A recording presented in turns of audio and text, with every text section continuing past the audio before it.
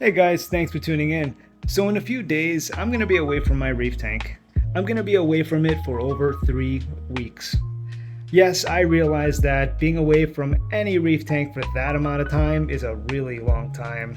Even being away from it for 1 week can be a little nerve-wracking. I get that, when you're away from your tank, a lot of things can go wrong. And for that reason, it really pays to have as many of your bases covered as possible so that when you come back, you don't come back to a mess.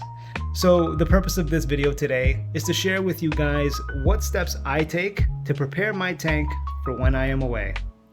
So before I get into the details, I do want to point out that a good part of why I am comfortable with being away from my tank for that amount of time is because of the automation that I have managing my tank.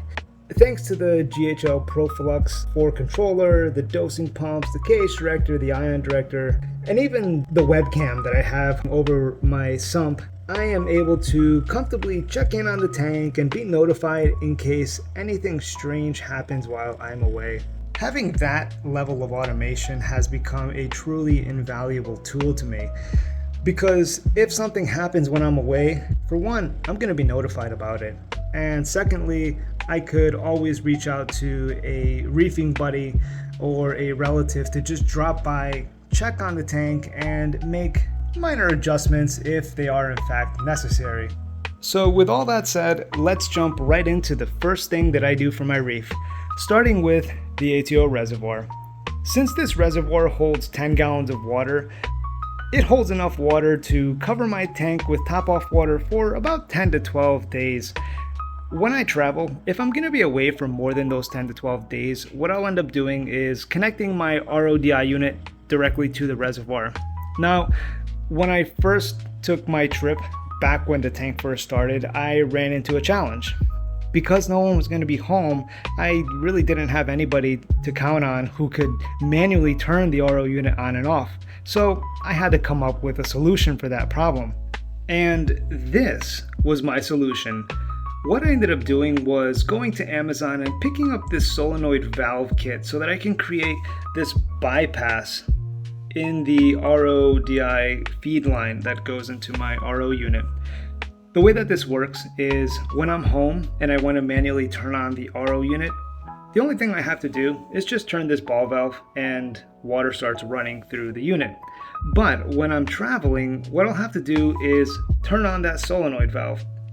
I do that using this TP-Link smart switch.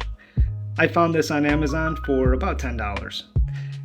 The way I program this is using its built-in timer. I set it so that it turns on once or twice a week for 20 minutes at a time, and in doing that, it ensures that my Atto reservoir never runs empty. And in case you're wondering how you can or where you can get all these parts, the solenoid valve, the power plug adapters right there, the power supply, and even the smart switch, they can all be found on Amazon for just under $40. Very reasonably priced for the amount of convenience that you get from using these type of devices together. The other thing I do for my reef tank is repurpose the reservoir that I usually use for my water changes. Usually I have my 2.2 Maxi doing the water changes for me 3 times a week. But when I'm traveling, what I like to do is go into the ProfiLux controller and stop any water changes from happening. I temporarily disable them. That way, no water changes actually happen while I'm away. Once I have that done, I will manually empty out the reservoir here and fill it up with RO water. The reason I like to do that is because it gives me an additional layer of safety. It's another precaution that I like to take just in case the smart switch powering my RO unit suddenly decides to fail or just not work anymore. If that happens, my backup solution is this reservoir and this 2.2 Maxi pump head. If that happens, I can always go into the ProfiLux controller and temporarily assign this pump head to be the new Atto pump, therefore giving me an additional 15 to 17 days of top-off water in case the primary Atto reservoir is running empty. The other thing I like to do in preparation for an upcoming trip is check my auto feeders and make sure that they have enough food inside of them. If they don't, I'll go ahead and take them down, open them up, and fill it back up again with my soft multi-mix pellets from Fauna Marin. While we're on the subject of feeders, I do want to also point out that the feeders in general, both this Eheim feeder and the other feeder back there, they're set to dispense food 4 times a day between 9 a.m. and 11 p.m. So while I'm away, those feeding events will happen. I don't typically have somebody come by the house to feed on a daily basis. Instead, I just ask my tank sitter to feed at least once a week with my frozen fish food, which is a combination of PE Mysis and LRS Reef Frenzy food. On the maintenance side of things, I like to make sure that I have a fresh batch of carbon and GFO for the tank. What I'm going to do is replace this media with a fresh batch. I like to use Fauna Marin's Carb L carbon pellets and Fauna Marin's PowerFoss GFO media. I do this because it minimizes the chances of the media being used up before I come back from a trip. Ultimately, it helps me maintain some stability with my water clarity as well as my phosphate levels. What I'm also going to do is replace the filter floss media with a fresh batch.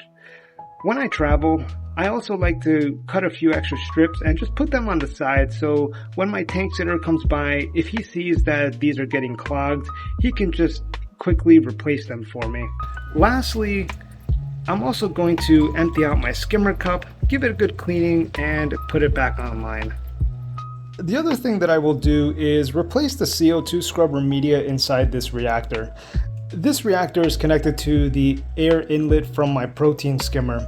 The reason I replace the media before a trip is because I want to make sure that while I'm away, my pH levels remain elevated.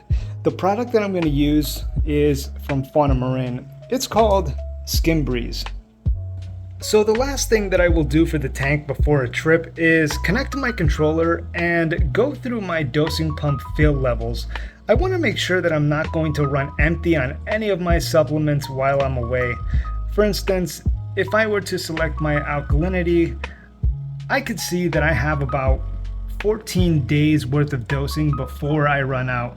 Since I'm going to be away for more than 3 weeks, I want to make sure that I have this container completely filled before I actually take my trip. That way I don't run the risk of running out while I'm away. Alright guys, so that's it for this video. I hope the tips I shared with you today were helpful and maybe even gave you some ideas for preparing your tank before your next trip. Leaving your tank, even if it's for a short time, can be tough. After all, it's always on your mind, right? Anyways, I'd love to hear from you. What steps do you guys take to prepare your tank before heading out of town? Are there any special tricks or routines you swear by?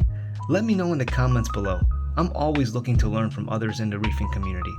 Lastly, if you enjoyed this video, don't forget to hit the thumbs up button. And if you want more content like this, be sure to subscribe. Thanks so much for watching, and I'll see you in the next one.